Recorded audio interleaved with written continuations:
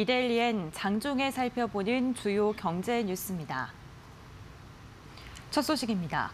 정부의 새로운 공매도 과열 종목 지정 기준이 적용된 첫날 공매도 거래 규모가 크게 줄어든 것으로 나타났습니다. KRX 공매도 종합포털에 따르면 어제 유가증권 시장의 공매도 거래 대금은 4,618억 원으로 전날보다 48% 줄었습니다. 코로나19 확산으로 폭락장이 시작되기 직전인 지난달 19일 이후 가장 작은 것입니다. 외국인 투자자의 공매도 거래 대금은 34% 줄었고 기관 투자자는 62% 감소했습니다. 어제 금융위는 시장 안정 조치의 일환으로 3개월간 공매도 과열 종목 대상을 확대하고 지정 종목의 공매도 금지 기간을 하루에서 10거래일로 늘리는 방안을 발표했습니다. 새 기준에 따라 처음으로 11개 종목이 공매도 과열 종목으로 지정됐습니다. 유가증권 시장에서는 파미셀 1개 종목이고 코스닥 시장에서는 DNA 링크, 마크로젠 등 10개 종목입니다. 이들 종목은 오는 24일까지 10거래일 동안 공매도가 금지됩니다. 2월 취업자 수 증가폭이 49만 명을 넘기면서 취업자 수가 3개월 연속 40만 명대 이상 증가했습니다. 통계청에 따르면 지난달 취업자 수는 2,683만여 명으로 1년 전보다 49만 2천 명 증가하면서 작년 12월과 올해 1월에 이어 석 달 연속 40만 명대 증가를 이어갔습니다. 경제협력개발기구 비교 기준인 15세부터 64세 고용률은 66%로 2월 기준으로 역대 최고였습니다. 실업자는 115만 3천 명으로 1년 전보다 15만 명 줄었습니다. 코로나19 확산으로 음식 숙박업은 취업자 수 증가폭이 크게 둔화한 반면 택배 등 운수 창구업은 증가세를 보이는 등 산업별로 희비가 엇갈렸습니다.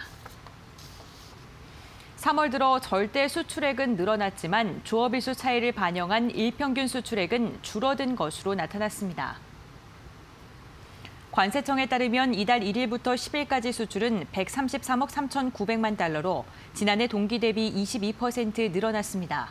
하지만 일평균 수출액은 오히려 2.5% 감소했습니다. 절대액을 기준으로 반도체, 석유 제품, 승용차와 무선통신기기 등의 수출은 두 자릿수 상승률을 기록한 반면 선박과 액정 디바이스 등은 부진했습니다. 상대국별로는 중국과 미국, 베트남, 일본 등에서 호조를 보였습니다. 같은 기간 수입도 14% 많았습니다. 이에 따라 이달 들어 10일까지 무역 흑자 규모는 4,100만 달러로 집계됐습니다. 한일 정부가 어제 제8차 수출관리 정책대화를 열고 16시간에 걸친 마라톤 영상회의를 진행했는데요. 하지만 이번에도 뚜렷한 결론은 내지 못한 것으로 확인됐습니다. 양국은 오늘 배포한 자료를 통해 한국의 제도 개선을 포함한 양국의 법적 및 제도적 수출관리 역량 강화 계획을 긍정적으로 평가한다고 밝혔습니다. 또 양국의 수출 관리와 기술 이전 관리가 효율적으로 이루어질 수 있도록 협력을 강화해 나가야 한다는데 의견을 같이 했다고 전했습니다. 일본이 수출 규제를 언제 끝낼지에 대해서는 답변을 끌어내지 못했는데 대신 현안 해결을 기여하기 위한 대화와 소통을 지속해 나가기로 합의했다고 말했습니다. SK텔레콤이 ICT 기술을 기반으로 디지털 헬스케어 사업에 본격적으로 진출합니다. SK텔레콤은 오늘 뉴레이커 얼라이언스와 공동으로 디지털 건강관리 전문회사 인바이츠 헬스케어를 설립했다고 밝혔습니다. 이를 위해 SK텔레콤은 헬스케어 사업부를 분사했습니다. 뉴레이커 얼라이언스가 대주주로 참여했고 SK텔레콤은 43%의 지분을 확보해 2대 주주가 됐습니다. 예정된 주주사의 참여가 완료되면 인바이츠 헬스케어의 기업 가치는 1,000억 원에 이를 것으로 회사는 예상하고 있습니다.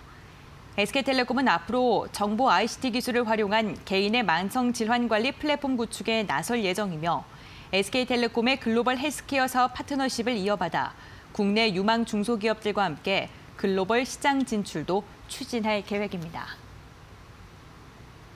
이어서 이 시각 간추린 뉴스입니다. 현대자동차가 다음 달 출시 예정인 준중형 세단 올류 아반떼 티저 이미지와 영상을 오늘 처음으로 공개했습니다. 과감한 디자인과 일상을 혁신하는 최첨단 안전 편의 기술, 효율적이면서도 역동적인 주행 성능을 조화시켰다고 회사는 소개했습니다. 더불어민주당과 정부, 청와대는 오늘 코로나19 방역과 경제 피해 최소화를 위한 추가 경정 예산안의 증액과 지원 사업 신설을 검토하기로 했습니다. 대우건설이 코로나19로 어려움을 겪고 있는 임차인을 돕기 위해 착한 임대인 운동에 동참합니다. 이를 위해 회사가 보유하고 있는 상가 오피스텔의 임대료를 2개월간 30%씩 인하하기로 했다고 밝혔습니다. 우리은행이 프리덴셜 생명 인수전에 뛰어든 IMM 프라이빗 에쿼티에 인수금융을 제공하기로 해 향후 우리금융의 행보가 주목됩니다. 이데일리엔 장중에 살펴보는 주요 경제 뉴스 함께 확인해봤습니다.